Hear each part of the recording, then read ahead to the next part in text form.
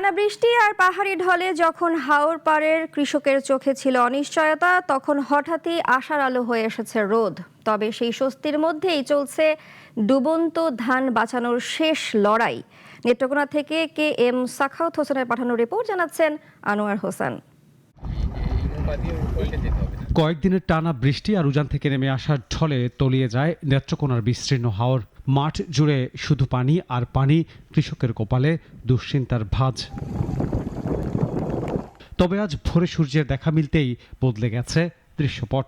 সোনালী রোদে ঝলমল করছে হাওর, আর সেই সুযোগ কাজে লাগিয়ে ডুবন্ত ধান ঘরে তুলতে মরিয়া কৃষকরা। কোথাও ধান কাটার ধুম, কোথাও মারাই, আবার কেউ ব্যস্ত ধান শুকাতে। সময়ের সাথে পাল্লা দিয়ে চলছে তাদের লড়াই। তবে স্বস্তির মাঝেও কাটেনি শঙ্কা। নদ নদীর পানি কিছুটা কমলেও উদ্বাখালী ও ধনু নদীর পানি এখনও বিপদসীমার উপর দিয়ে বইছে।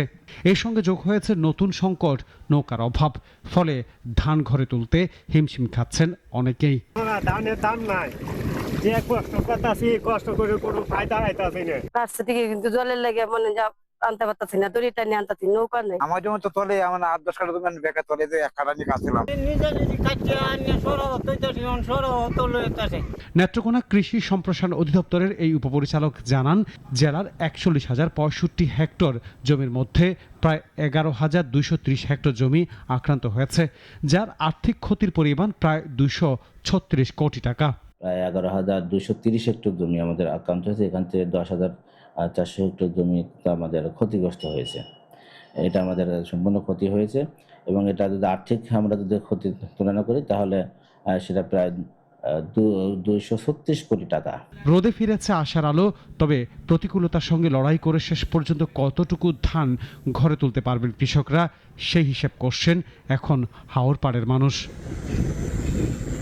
ডেস্ক রিপোর্ট, নাগরিক।